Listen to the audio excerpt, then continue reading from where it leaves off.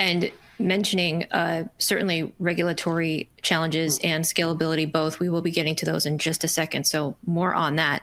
I do want to address quickly the poll results of our first question regarding the challenges or the top concerns that our audience has with the status of clinical trials investigating the use of EV biologics at 57%.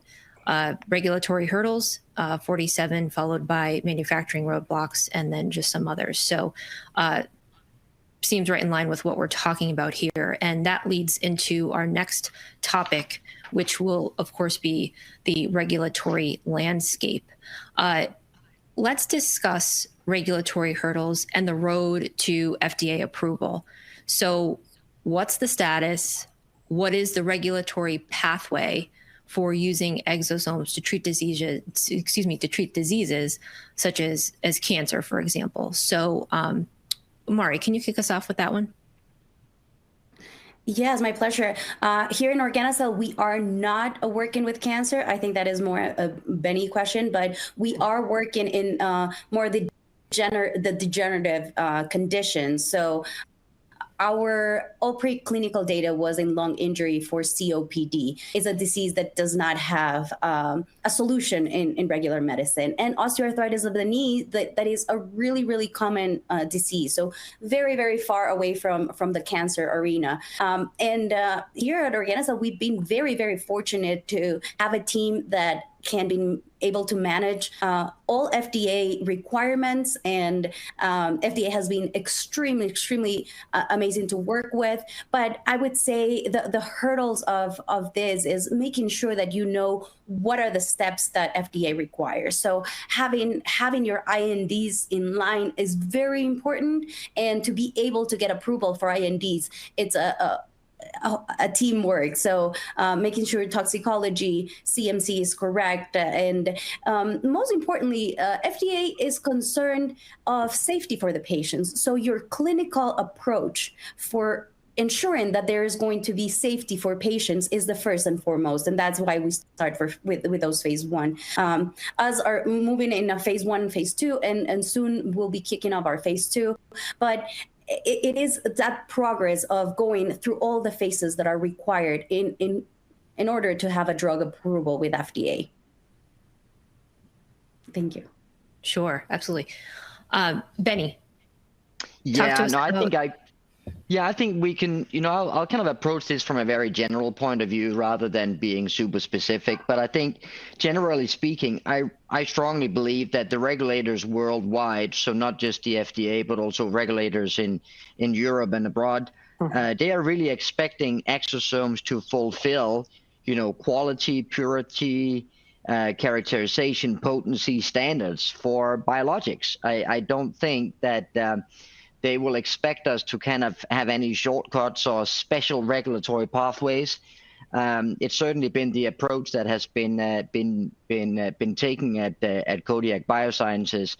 And I think in short, with 2 clinical trials in the clinic, we have passed that regulatory hurdle with regards to all of those kind of key qualities that needs to kind of be in place, both in Europe as well as in the United States. So I don't think that I don't think it needs to be particularly special here. I think it is for us in the biotech industry to make sure that we actually produce products that fulfill the current kind of state-of-art criteria for biologics. Mm-hmm. Sure. Nicholas, I want to give you the opportunity to comment. Yeah, maybe from a manufacturing point of view, which is mostly what we are doing at Evosome. So we do not develop directly therapies. We are acting as a CMO and a CRO, and we are based in Europe. So we are mostly directing with the European agency rather than the FDA for the moment. But I think one of the challenge is that depending on what you want to do and the mechanism of action that you present to the regulatory agency, exosomes will fall either as a biological product or as an ATMP. So if you are loading some virus or you have some engineered cells in which you have some and you want to deliver some DNA, maybe it will fall that as ATMP, whereas as a naive exosomes, it will be more considered as a biological. And from a manufacturing point of view, you need to make sure that your manufacturer is able to release either ATMP or biological products, as it's not the same regulatory framework for manufacturing. Sure. Okay. I was wondering to add one point, Erin. Sure. And I think it's important to acknowledge that there's kind of two different schools or principles by which we are generating exosome therapeutics. And on one hand, as you can hear Dr. Mari explain, is kind of leveraging endogenous kind of payloads within extracellular vesicles as a kind of pharmacological moiety or entity. And I think the other school or the other principle is really to kind of engineer cells to make exosomes that have, by its production, kind of bespoke pharmacological properties. And it kind of generates two different, strategies and two different kind of pathways, both clinically and regulatory and from a manufacturing point of view. And I think that's very important to just keep in mind. Not that I want to kind of bounce back to the therapeutics, but I think these two, they really link very closely. And there's a huge difference between trying to kind of harness some endogenous payload versus, very selectively, engineer and assign pharmacological payloads to an exosome. Mm-hmm, mm-hmm. Okay. As you can imagine, we've had several questions come in at this point, specifically around the regulatory landscape, and I want to make sure we get to a few of them right now. And Benny, we could start with you since you're already at your mic. This particular person is asking, what are the FDA's requirements for EV purity? Are they defined similarly to those of AAVs or antibodies? What are your thoughts on that? So I don't think that there's a specific answer to that. I think I'm almost reversing to what I said before. It is our kind of obligation to set the standards for what high purity products look like. High purity equals that you have documented robustly, yet you have a manufacturing process that enables you to, produce clean, reproducible, high quality, highly predictably functional exosome therapeutics. So I don't think there's one answer that will really somehow cover that question in detail. I will say that the expectation, as I said, is that the quality is as good as any other current kind of available biologic. Mm-hmm. Okay. If I can chime in as well, I think that is the most important thing, making sure the scalability and, more importantly, reproducibility, that every single drug has that same pattern. So, Erin, can you confirm if you hear me?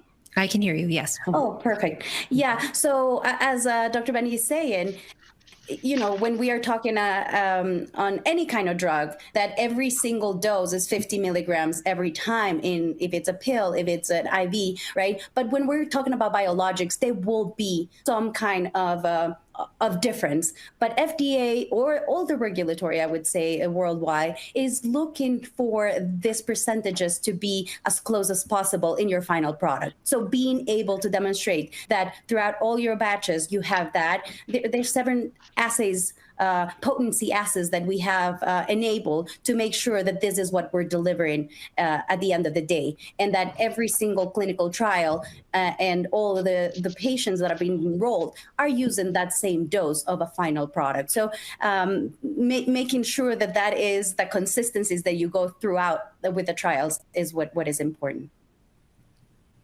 Sure. And maybe, sorry, Erin, to complete on that, some way to for the moment to characterize or to evaluate purity is to evaluate some ratios. So, for instance, we are using BCA protein dosage, and we divide it by the number of particles measured by NTA. So you can do it for lipids.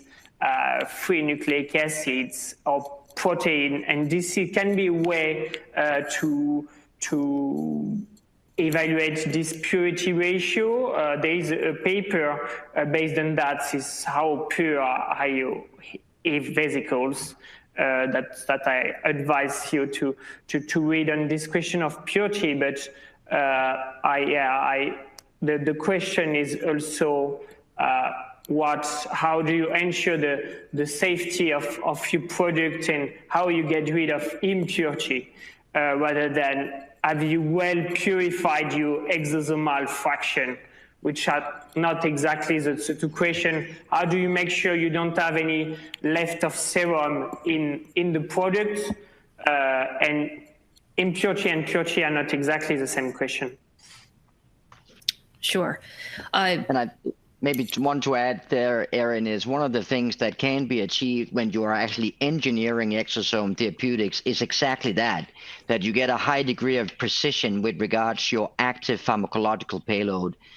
So examples from Kodiak Biosciences, XOIL-12, which already reported randomized controlled trial data. There we are dosing based on a unique microgram amount of drug and not on some sort of approximation, but very precisely, 0.3, 1, 3, 6, 12 micrograms. So it is achievable to get to that level of precision that is used in other drugs.